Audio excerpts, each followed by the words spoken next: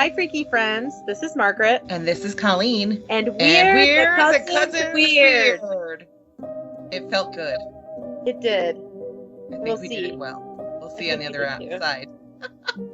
And we're remote again because I was exposed to COVID last week. Though I didn't have a stuffy nose, but I don't think that. I mean, I was exposed to COVID on Monday, so almost a week ago. And Ruben was exposed at his work, and he has a cold, so we just are trying to keep people not getting sick.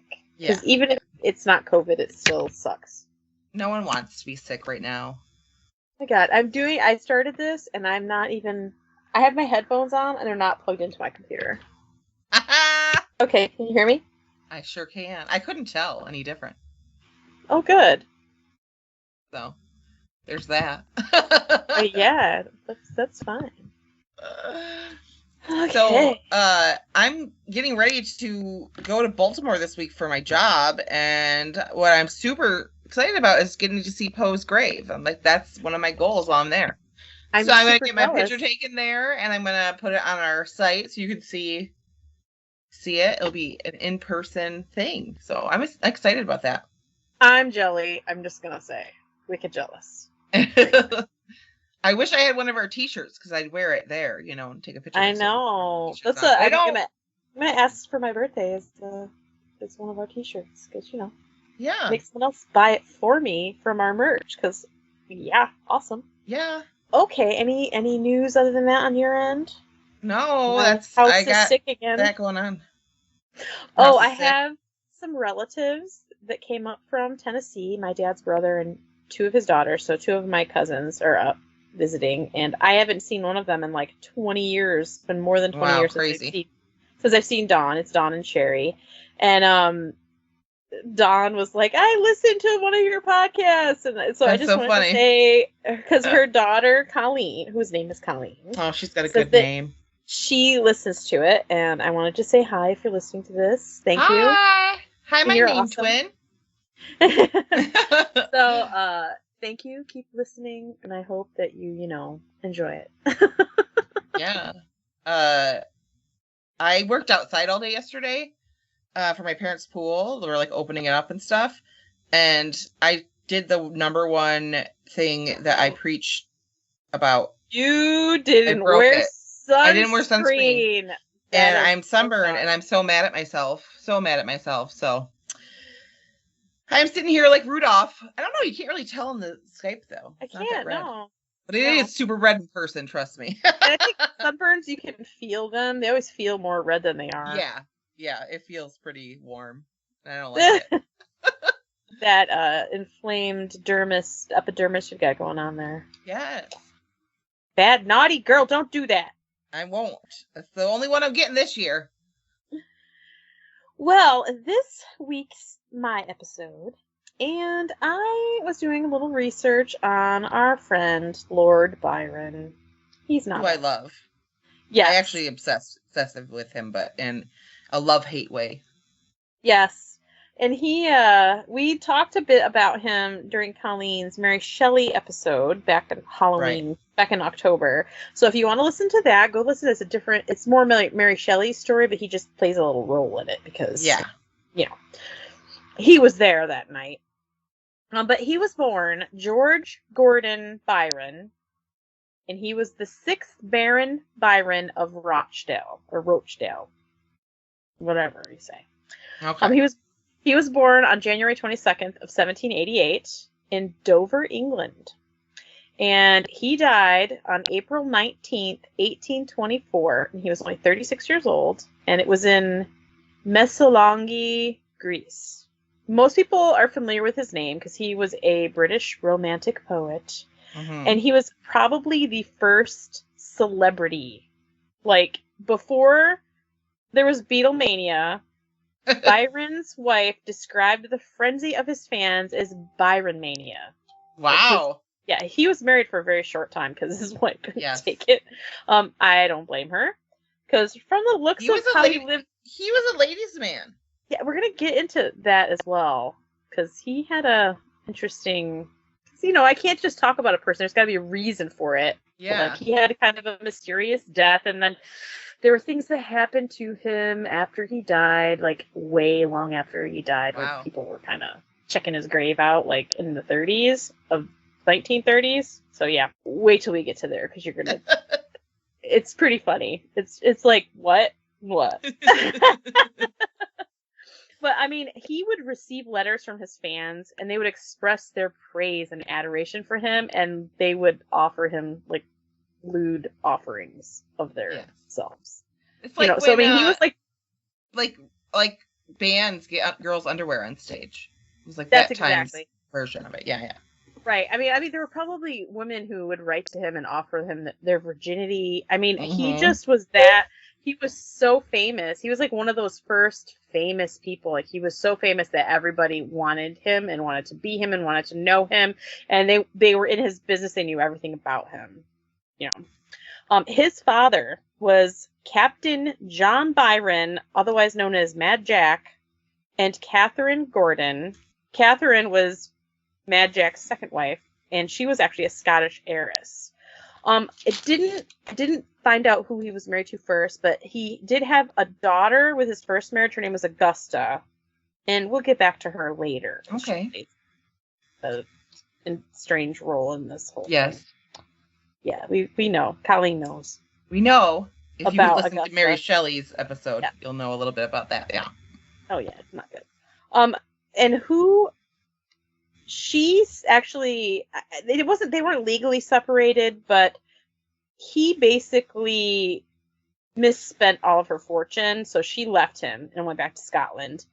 And then while she was raising their son in Aberdeen, Mad Jack died in France in 1791. So George, we'll say, I'm calling him George, but we call him Byron. He was only 3 years old when his dad died.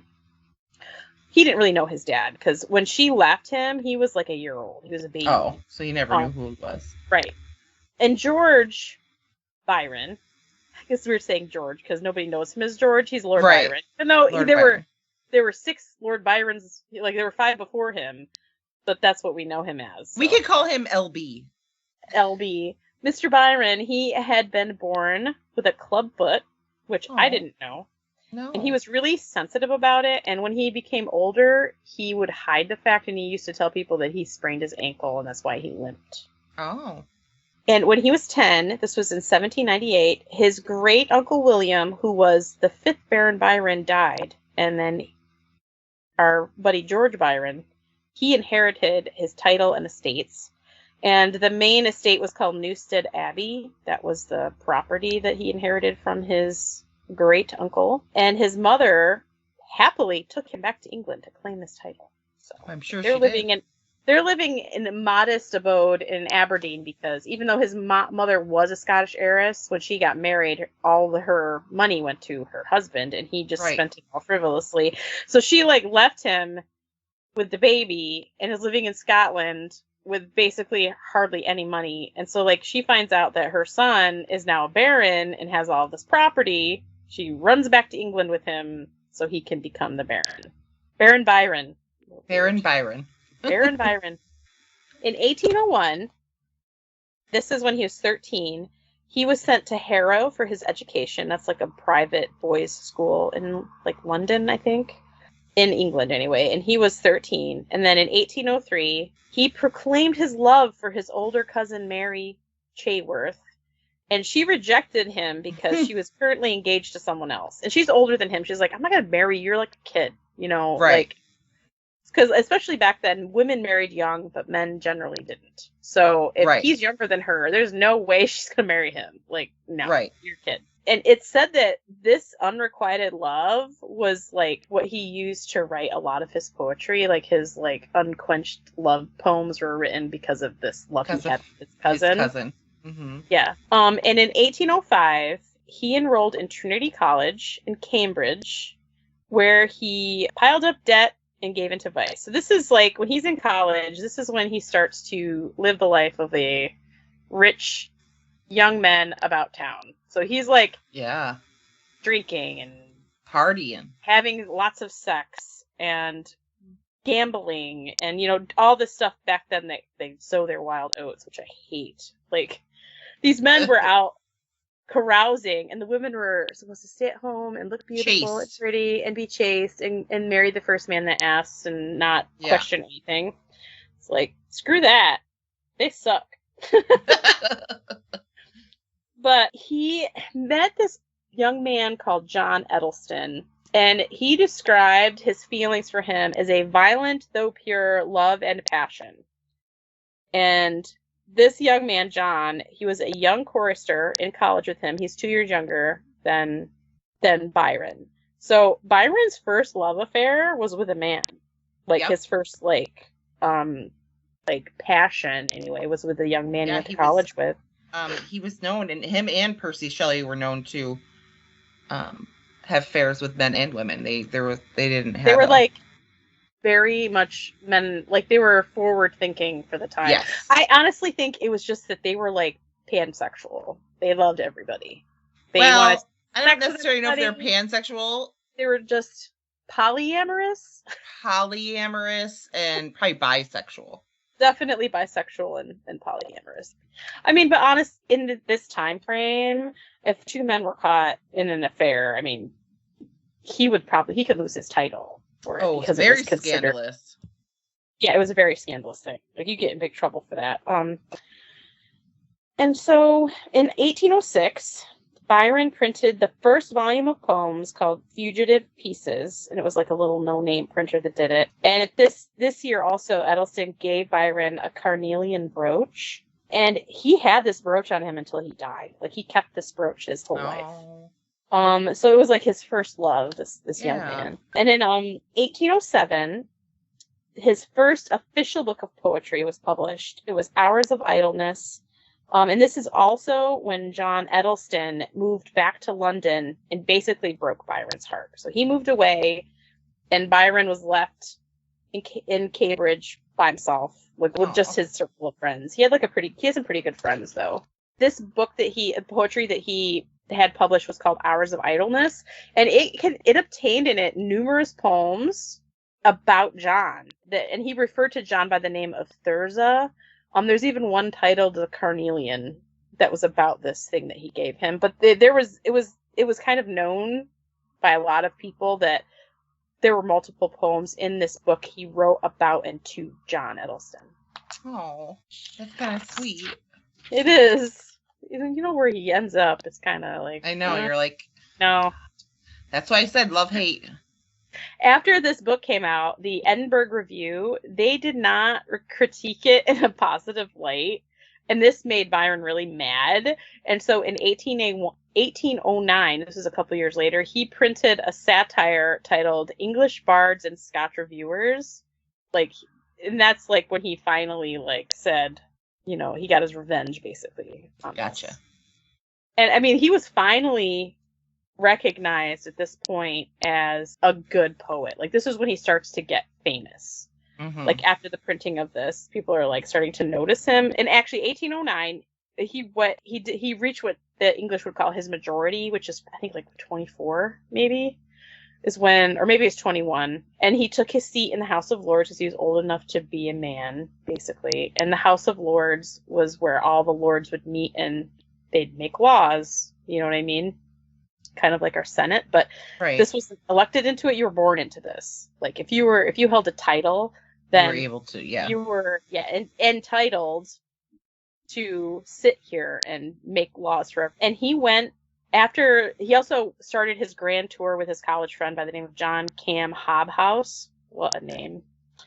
And that was one thing that men did. They would go on a grand tour of Europe. And they would spend a year or more just carousing, basically, traveling around, seeing the sights, having sex, drinking. Oh, yeah, it was expected that they smoking opium. They did all kinds of scandalous things that weren't scandalous because they were men. Right, and you have to go and get that out of your system, they felt. Yeah, and before you settle down.